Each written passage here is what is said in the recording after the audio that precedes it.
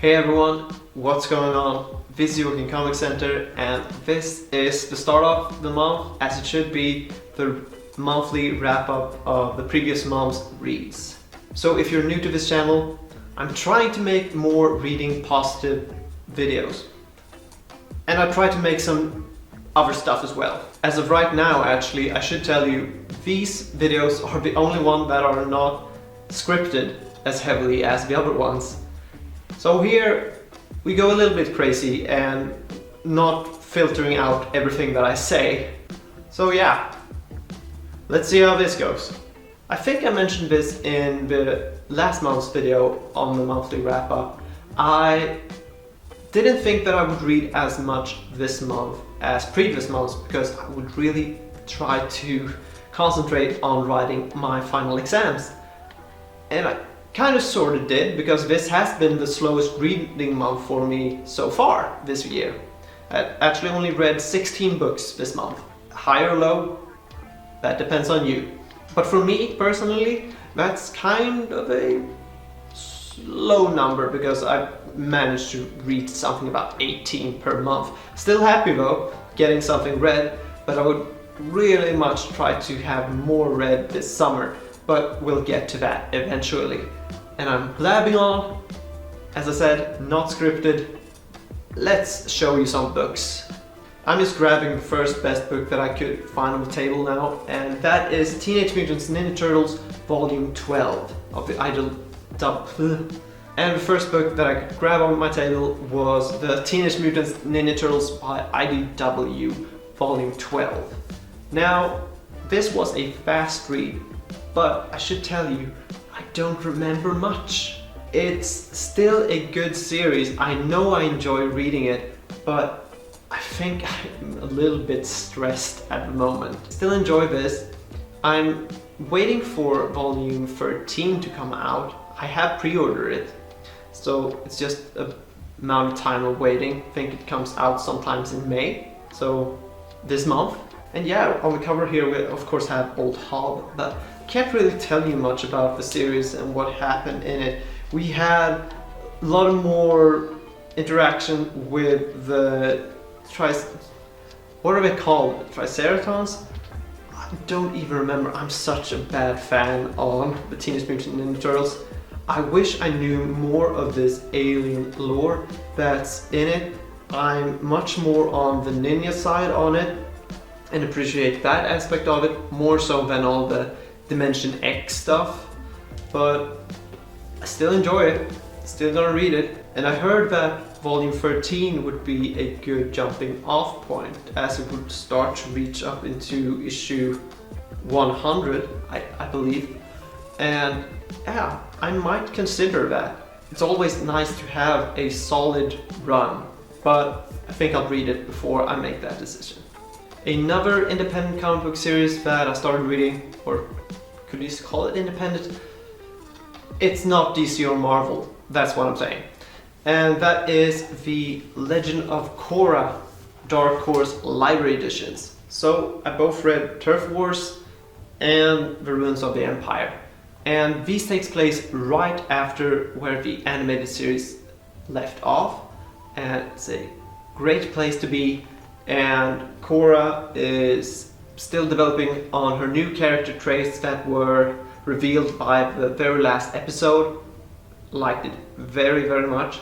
The Ruins of the Empire dwells more into Kavira and her character arc, and I was a little bit iffy on some of the stuff they made with her character because I thought she was such a badass in season 4. I'm still gonna follow this series because I need some type of avatar in my life, and this series is fulfilling that at the moment. So yeah, I'm very much looking forward to future volumes of The Legend of Korra. And then I think this is the one and only Marvel book that I read, unless I missed something. This is Jeff Loeb and Tim Sale's Spider-Man Blue.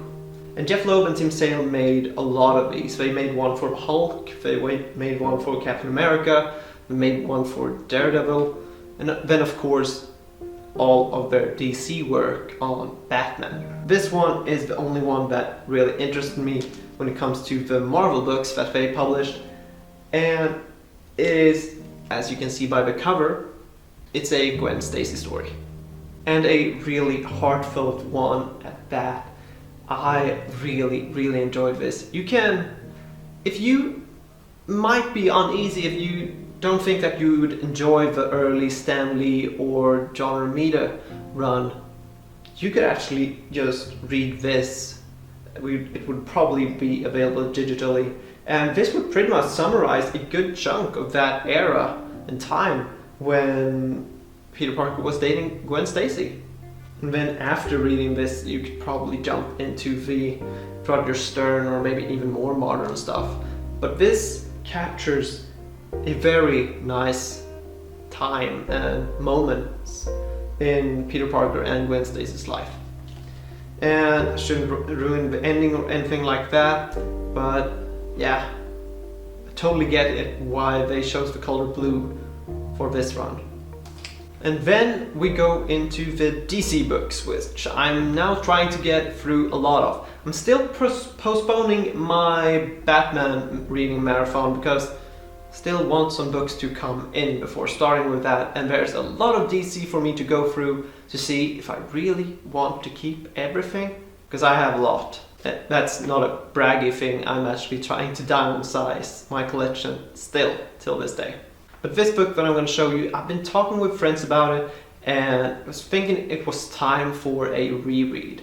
And that is on the Planetary omnibus. First time reading this, blew me away.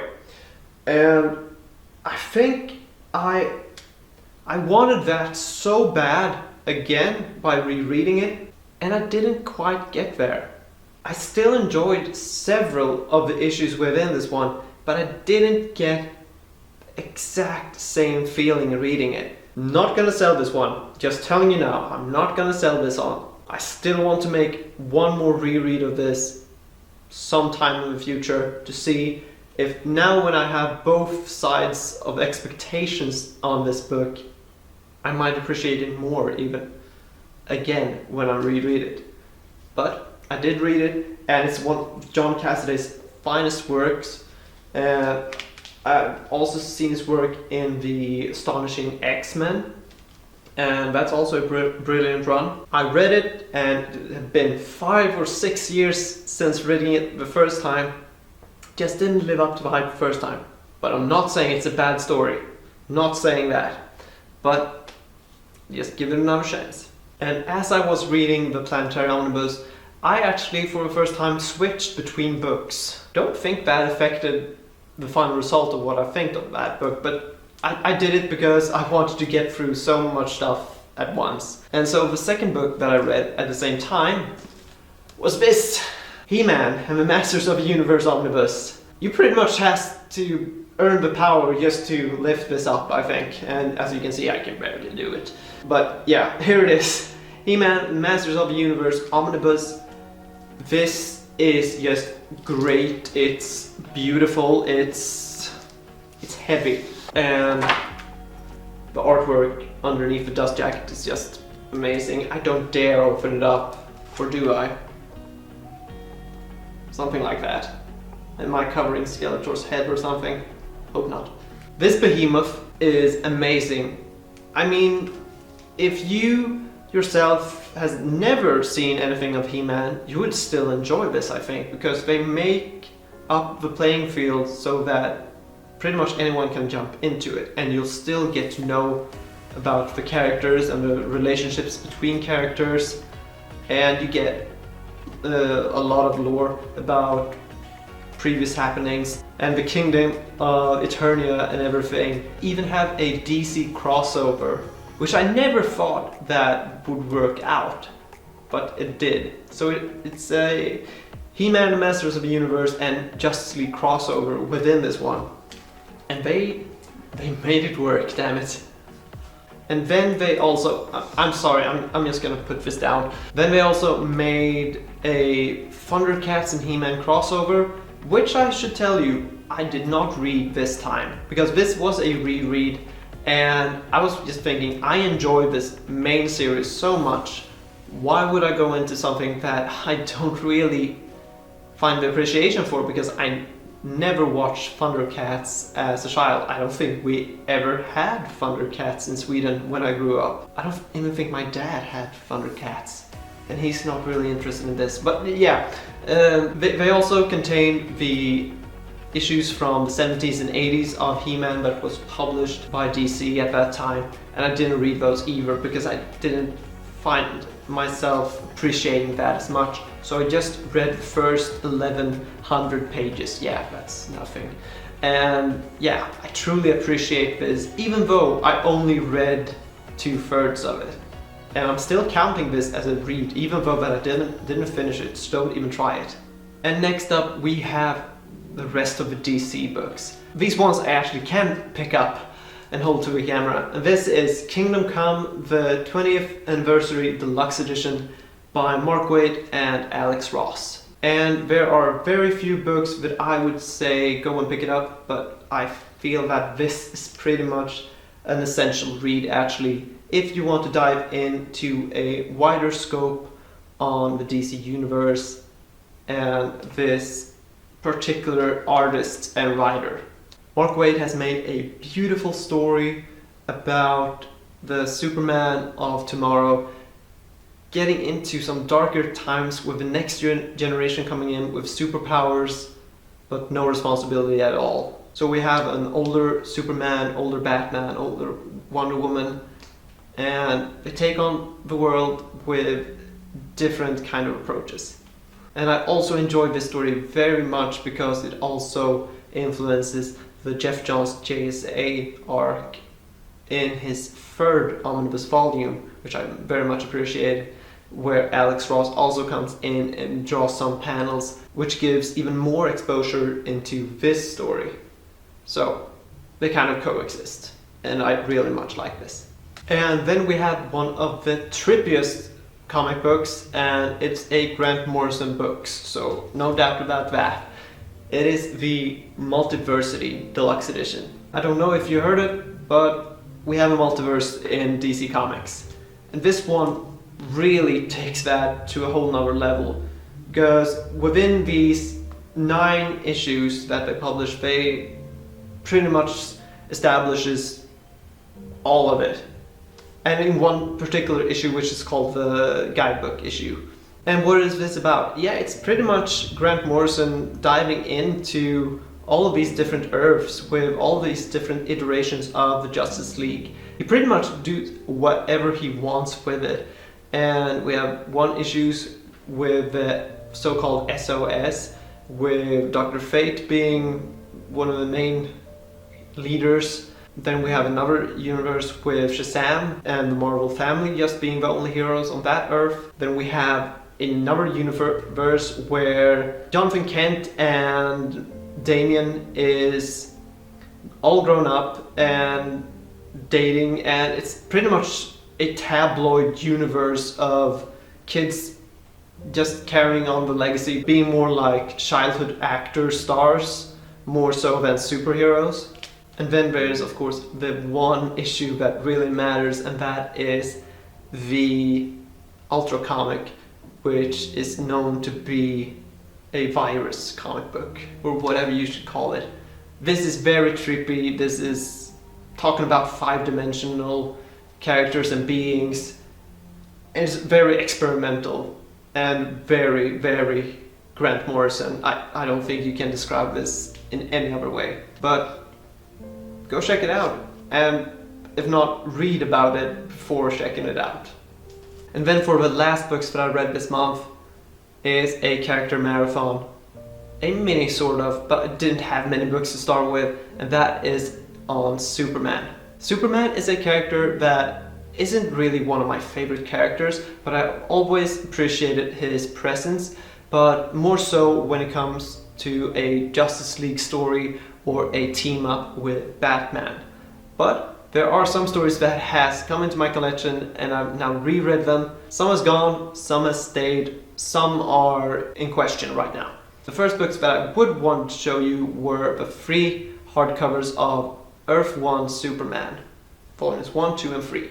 And I've read them all in one afternoon actually. They're not long stories, but they are on a sort of different Superman. The Earth 1 line is pretty much our heroes at their starting point. I did appreciate the stories. The one thing that I actually do remember the most is Clark Kent's relationship with a stray cat that he had when he grew up. That is actually the thing that I remember the most from reading the books. And yeah, that is not the strongest thing that would keep me from reading those books again, so I've actually sold them. It didn't stop me from keeping on reading my Superman material. So the next book I read was Superman Unchained. And yeah, this was also a swing and miss, because I really liked this the first time I read it, and the time before that actually, because I did pick up this in single issue format when it was published, and it took forever to be published. As you can see, the cover art is Jim Lee, also the interior, and it's written by Scott Snyder. And I was thinking, whoa, this is like the best team that could ever be right now, because this was during the New 52, and Scott Snyder's Batman was raving, and Jim Lee's artwork, of course, is my favorite. But rereading this, there are so many better Superman stories out there. I've sort of started to see what people were talking about when they say that the New 52 Superman wasn't their Superman. I really looked at this with new eyes and saw that, yeah, he is more alien-like. He's much more absent from humanity in a way. And he's not as loving, in my opinion. So yeah, I don't think this managed either, but I did read it. I did give it a fair shot, I would say. But then we get into the final 3 books that I got to read this month, still on Superman, and that is from the Rebirth line. So I read the Superman Action Comics Volume 1 and Volume 2 and Volume 3.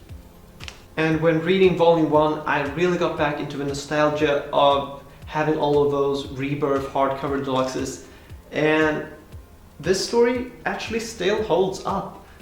They're not as strong, I would say, as the Superman comics with Peter J. Tomasi, but I still like it. You don't get as much family aspect between Superman and Jonathan in this one, but you get just enough, and you still get some adventures with Superman as well as Clark Kent. There's this whole big mystery about a character called Mr. Oz, and there's also a mystery about another character that I don't want to spoil if you haven't even read the Rebirth line in the first place.